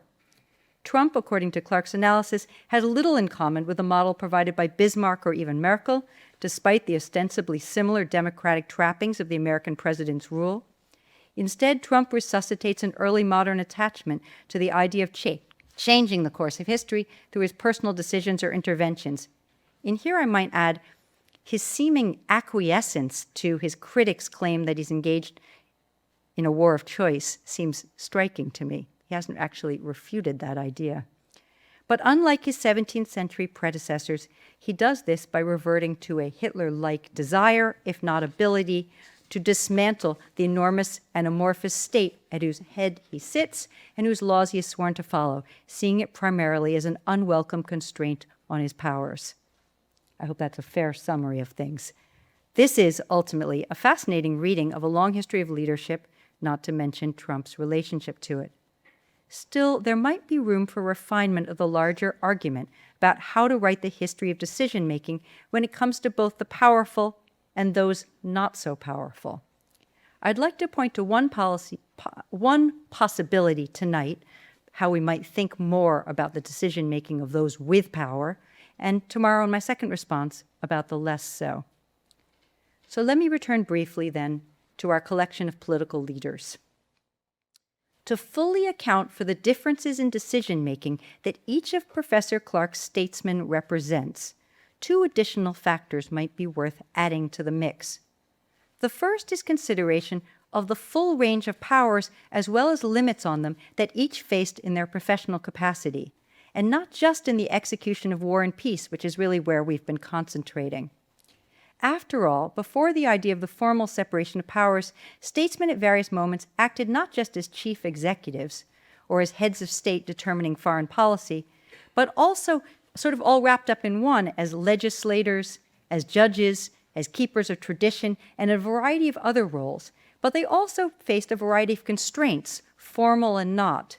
And it's very likely, I think, that decision-making styles were adjusted to circumstances. Say the difference, and here's where I think somebody like Arendt is very helpful, the difference between deciding and judging as not all simply one form of decision-making, even when formal law didn't require those distinctions. And I think that explains why most of the pictures that seem to illustrate decision-making, not mine, but the ones shown earlier, show ceremonies and spaces about the announcement of particular kinds of decisions as opposed to the mental or thought processes behind them. Different kinds of power, in other words, require different kinds of rituals and different choice architecture. In part, and the reason for that is to, in some way, clarify functional difference between different kinds of decision-making that rulers were called upon to make in different moments and circumstances. And from this vantage point, the distinctiveness of Trump stems not just from the personalization of rulership, evocative of early modern kings, it also stems from his refusal to limit his decision-making powers to any clearly demarcated sphere as required by the U.S. Constitution, and it lies too in his unwillingness to abide by any kind of existing protocols related to those decisions, or even to invent new ones in the style of Napoleon. This is why it's near impossible for the rest of us to disentangle when Trump is acting as a statesman versus a private or self-interested person, or when he's acting as commander-in-chief versus judge versus legislator. One could say this is just, he's erratic, but it's also an unwillingness to recognize differences in occasion and obligation and thus style. And this may, in fact, end up being the hallmark of this particular kind of 20th century authoritarian when it comes to the decision-making realm.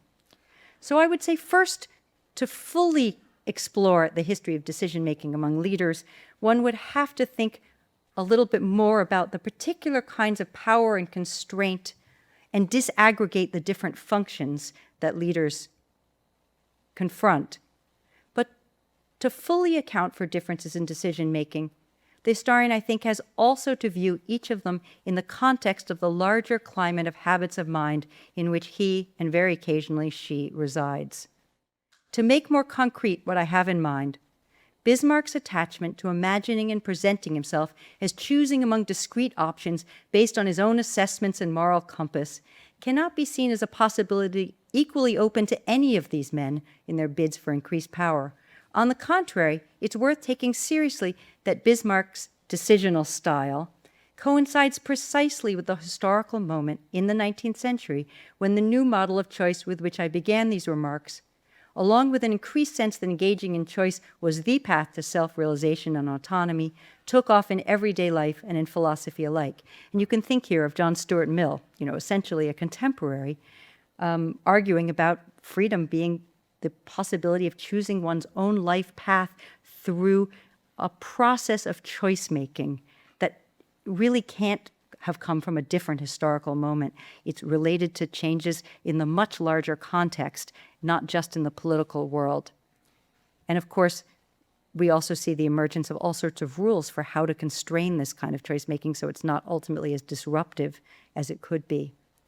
Bismarck's application of this new kind of mental model, albeit to conservative rather than liberal ends, belongs finally to a larger story of cultural change, one in which governing is not cordoned off from the rest of life, epistemologically or otherwise. And again, with Trump, we might well wonder, as a result of this adjustment of frame, is the current US president emblematic of a turn in decision-making style and leadership that belongs exclusively to the political realm and is likely to morph yet again with each new occupant in the White House? Or with his war of choice, in which neither his reasoning nor his options have ever been spelled out? Is he representative of a larger turn in contemporary thinking about thinking with considerably wider cultural purchase? In making us consider such questions, Professor Clark's own interventions could not be more timely, and I look forward to more discussion this evening and again tomorrow. Thank you.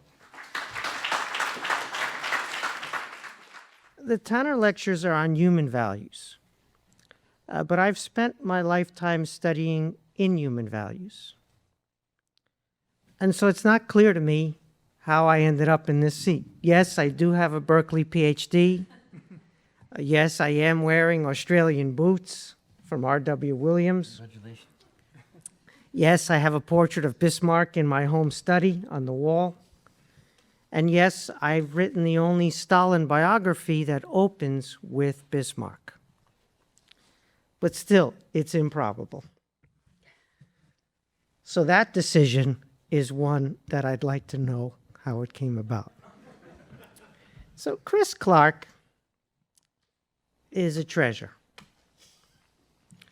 He's the deserved Regius Professor. He's one of our great historians. His books are transcendent. He's a practitioner of exceptional craft, elegance, rigor, judiciousness. History is a craft, and he's a living embodiment. But history is also a body of knowledge. And that's where we run into a little bit of trouble. You see, in 1996, someone named Ian Lustig wrote about how social scientists rely on historical cases to make generalizations. And the challenge was, which history are you going to rely on? Is it going to be Regis Chris's version of the Great Elector or someone else's version of the Great Elector? Is it going to be Chris's version of Bismarck or the new version of Bismarck, which he seems attracted to, although maybe not fully? When you're making a social science general patterns argument with historical cases, how do you know which history to choose and which not to choose? That's a very consequential decision, and it's really troubling methodologically. But I'm not going to talk about that. I'm also not going to talk about Chris's veering off into the state, personalism, pathologies of giant organizations. His focus was on decision-making, and then we ended up with a discussion about how the state works or doesn't work, how particular leaders use the state or fail to use the state, how there's maybe a deep state or suspicions of a deep state. I'm not going to talk about that either. What I am going to talk about are 5 small points, and the title of these 5 points is Rubik's Cube with No Solution. So if I get to the end, you'll see.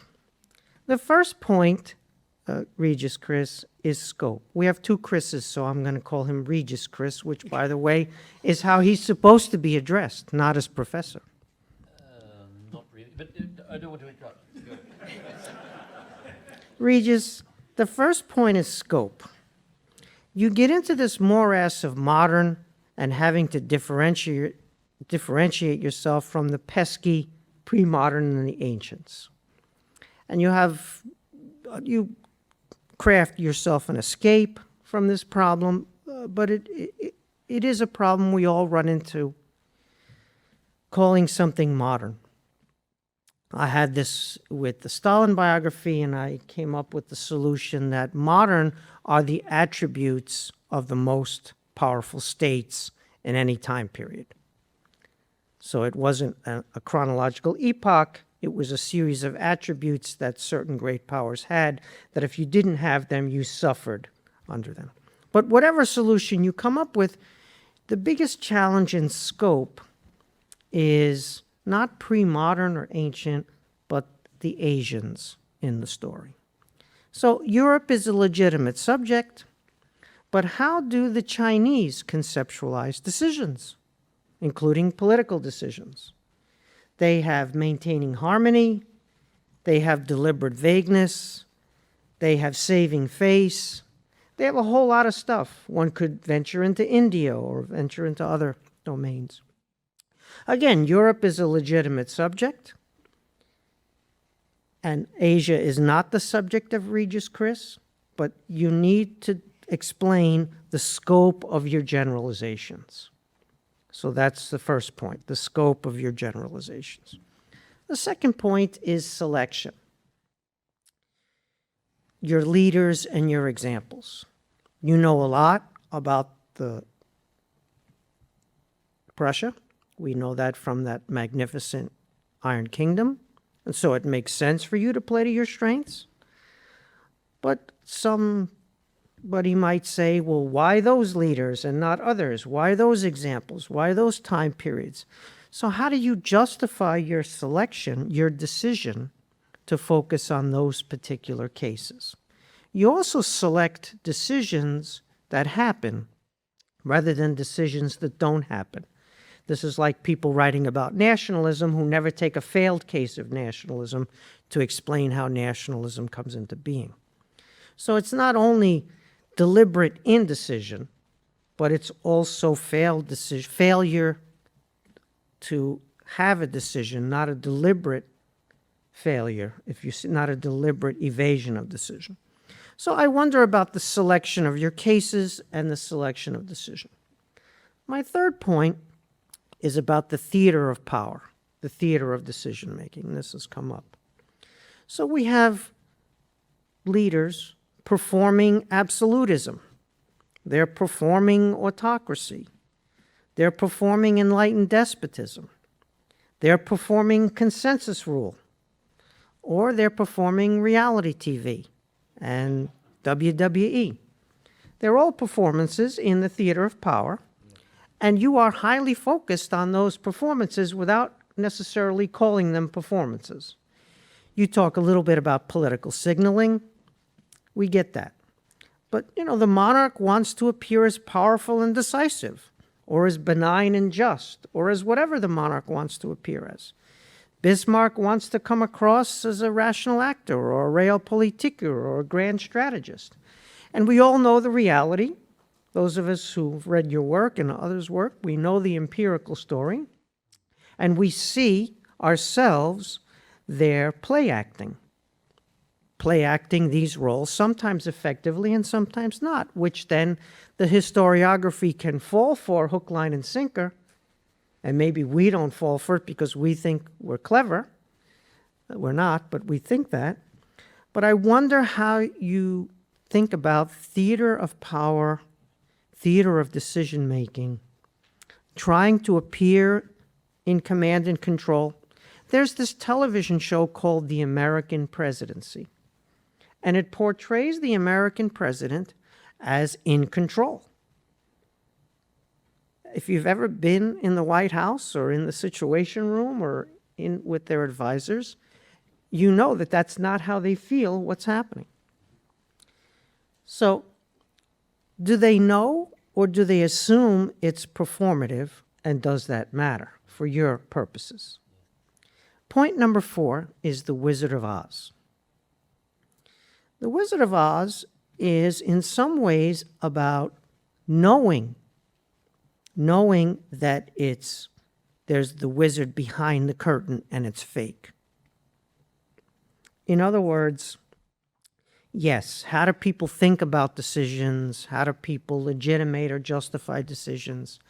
But so many people in positions of power, they know the Wizard of Oz behind the curtain is a staged apparatus. And yet they act nonetheless in an as-if fashion. And so that's not just the theater of power, that's consciousness that it's fake, but they do it anyway and they hope for success. That's a level I would suggest, maybe you won't agree, deeper than just the theater of power or the signaling. Okay, and now number 5, the Rubik's Cube.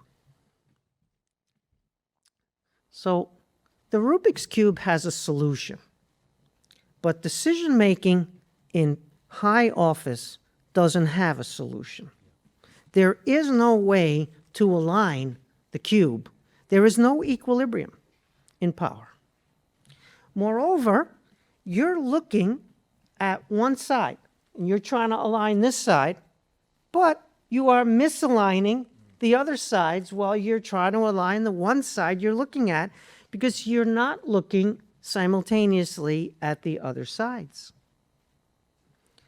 I'll go further. Not only are you moving the cube in your decision making, but somebody else is moving your cube too.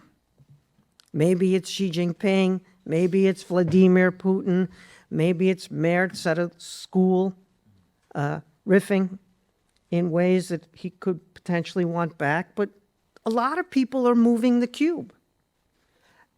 And you're not seeing that, and you're not fully in control of that. So I've been using this metaphor of the Rubik's Cube for teaching for some time.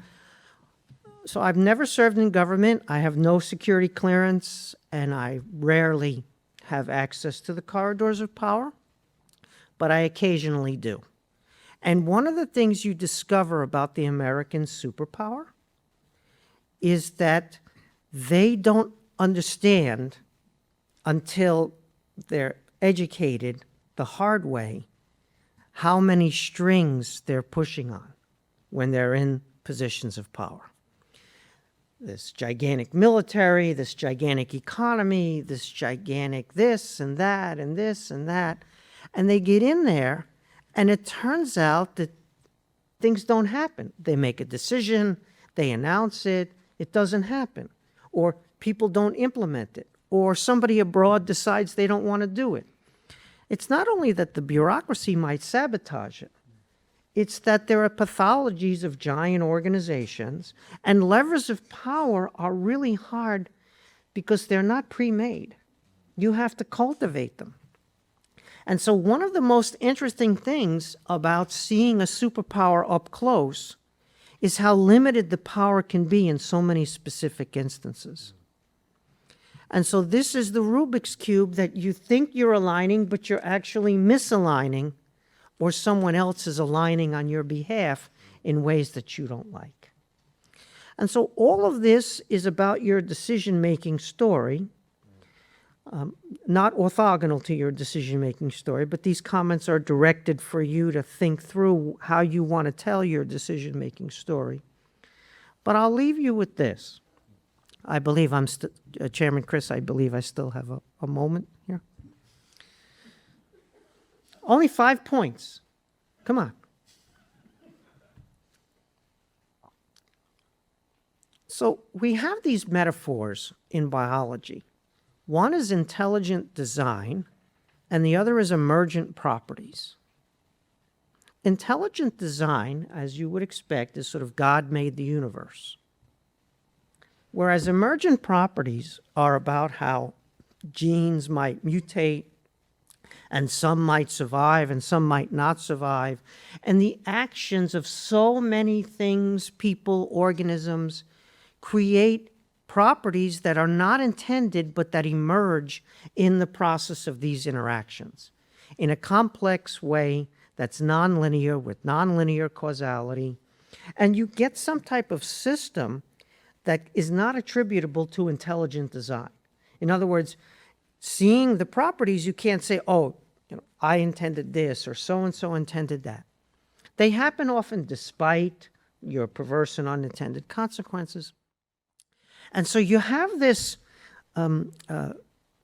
challenge of over-indexing, as they now say, on things like policy, intentionality, and under-indexing on circumstance, accident, contrivance, emergent property.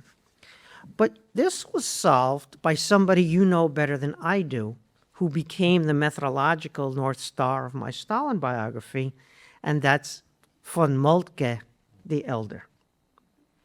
Those of you who know, whether from Professor Sheehan, where I learned it, or from Professor Clark and others, von Moltke was the head of the general staff, essentially a Prussian creation in Prussia and then in Germany. And he came up with this theory of strategy. And his theory of strategy was not that you plan something out. It was that all of these things happened that you didn't do. And you then were in this landscape, these set of circumstances. And strategy was about perceiving opportunities in that landscape and trying to turn them to your advantage. So maybe things look bad, but if you could figure out how to flip them a little bit or tweak them, they might look a little bit better. Or as the great transcendent philosopher Mike Tyson said when he won a boxing match, "Mike, congratulations, you won. Did you have a plan?" And he said, "Yes, I had a plan." And then I was punched in the mouth. And so that's how decisions work, including in the White House, including, I would imagine, in the Chancellery, including in just about anywhere, including in the house we were in last night. The Chancellor here at Berkeley, a different kind of Chancellor, admittedly. And so I put to you that von Moltke, in some ways, could be a lifeboat for you, as he was for me, in reconciling some of the tensions that you know well about, and maybe I've reminded you about, but are within your problematic of how to deal with decision-making. Anyway, Godspeed, and it's just wonderful to be up here on the stage with you and Sophia. What fantastically deep and thoughtful and insightful comments, and I don't feel able to do them justice straight off the cuff, but I'll do my best very briefly just to come up with a couple of thoughts in response. Just thinking of what Sophie was telling us, I mean, I think it's fascinating, this idea, because what I was trying to do was pull the political decision out of this larger context of decision and choice making that is, pertains really to all human social life. And what Sophie, in a way, is doing is saying, let's reconnect them and see what happens. And I think that's an extremely interesting exercise. It made me think, among other things, about the relationship between decision and choice. I mean, there is decision theory and there's choice theory, and they overlap, but they're not quite exactly the same. And although one might say every choice is a decision, you could say that, and no one would really object, and every decision is a choice, they seem really to be almost synonyms, but they're not quite, because the two words place the emphasis in different places. So it seems to me that the word decision carries a sort of temporal charge, a kind of preemptive quality. You have to do something in order to prevent something else from happening. Whereas a choice often implies, I mean, in the case that we saw in those two images, they're human choices between personified options. So they're human beings. So they aren't just inert, but their role in the picture is those two ladies, the virtue and vice, are just sort of languidly sort of standing or lying, and the two bows that we see there are just kind of, gawping at the girl. Whereas in the case of a decision, really we'd need something like, I mean, the two of them would have to be the commanders of two armies, or perhaps the Mongols are on the horizon and and unless the decision is made quickly, they will invade and kill everybody. Or, there would need to be some kind of temporal pressure for this to be a decision of that kind rather than a choice. So it seems to me that decision and choice have slightly different connotative fields, and that one of the interesting things about decisions is that it brings into focus precisely the quality that Stephen was drawing attention to with his Rubik's Cube metaphor, which I thought was fascinating, that you're not the only one who's tampering with the situation. And that's what makes these processes so difficult to see through. They're so opaque and so unpredictable, and nothing ever turns out the way you want it to. And I remember the advice that I think LBJ gave to Nixon when he said, you're going to be sitting up in that chair, and you're going to think you're the best thing since sliced bread. People are going to turn up, and you're going to tell them to do things, and then you work out they're not going to do those things. Nobody's going to do what you want them to do. And so, as LBJ put it in a typical LBJ simile, he said, it's a bit like the boy who went to the hoochie coochie show at the country fair, and came out saying, "'Tain't what it was made out to be," right? Because he was disappointed. It wasn't as hoochie and coochie as he had hoped it would be.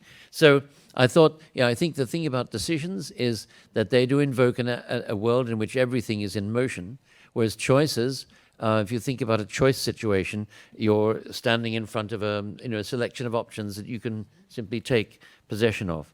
I also thought very interesting in your two images, Sophie, was that la coquette fixée, this one here, it's a binary choice. There are two people, there's two boys. We don't know exactly what they personify. They're just sort of beaux or gallants, and she's going to choose between one and the other, but she's pausing, and as you can say, as you pointed out, there's an element of talk. She's off balance, leaning in one direction, but extending the laurel in the other direction, so it's ambivalent. We don't know for sure whom she's going to choose, and the same thing is present with the choice of Hercules. He's slightly twisted, and so on. But again, it's two ladies, virtue and vice. It's just two things. Whereas, of course, political choices, one of the vexing things about them is precisely that they often involved a great range of possibilities. And, like the amendments to bills in Parliament or in Congress, there are all sorts of different versions which have to be borne in mind. They don't come in an absolute undistilled form. And that means you have a great multiplication of different options. So that, by way of just a first set of thoughts. I also thought what you said about, the ambient cultures of decision-making, of thinking about thinking, as I think you put it, a very interesting formulation, are very important. And I think one can do that for someone like Bismarck because of this ambient interest in the decision, and because of the way in which literary narratives in his era are configured as decisional sequences where key protagonists make decisions which change everything. And you think about that 19th century literature on decisive battles, which is a great 19th century genre, the 100 decisive battles that made the modern West, for example, that made modernity, each one of which changed the course of history. So there are larger habits of thought that feed in, and that again is a way, as you point out, is a way of reconnecting the broader environment of choice making and decision making with the behavior of those very few who are in positions of political power. And then coming to Stephen's comments, I think your point about the theatricality of all of these decision-making processes is absolutely right, and it's something I underexposed in my own words yesterday and today. Or that's to say, I exposed it very patchily. I think, I occasionally refer to it in the case, for example, of the coronation ritual that follows the great elector's death. I mean, some years after his death, but the fact that ritual enacts the coronation as a decision simply to create a kingship rather than representing it as the inheritance of a tradition. That's one example of the sort of theatrical context in which these cultures play out. But one could do it consistently for all the cases and show how the performative dimension of decision-making shifts. I think decision-making does have in all these cases. I'm not sure about the Nazis because of their radical demotion of the decision, but I think it does certainly, it's theatrically very present in all the other cases that although Merkel, thinking about, I'd have to think more about that, but I think Merkel, in a way, was very resistant to the idea of a theatricalization of decision. In fact, she was very reluctant to use press conferences as a way of advertising the outcome of a decisional process, and that made her unusual. And sometimes her advisors were frustrated and said, "We've done something really good. We need to take this to a press conference." And she would say, "No, it's not ready. There are further bits that need to be added on before it's complete." And then, to her great irritation, she'd be told that Berlusconi had just held a huge press conference, and so on. So there are different relationships with the performative, I suppose. There are different relationships between performance and decision-making from case to case. And then your question about decisions that don't happen, that's very interesting, because I was thinking, what would that mean, a decision that doesn't happen? Because until a decision is made, it's not a decision. So there is that. But you made me also think, when you made that remark, of the phrase avoided decision, which was very central to the very critical analysis of the German Constitution of 1871 that Wolfgang Mommsen wrote, when he said that at the heart of that constitution were a lot of decisions people should have made but didn't. And one of them was a decision about the relationship between military chains of command and civilian chains of command. How do you make that relationship work in a military monarchy? And he said that decision was simply dodged, right?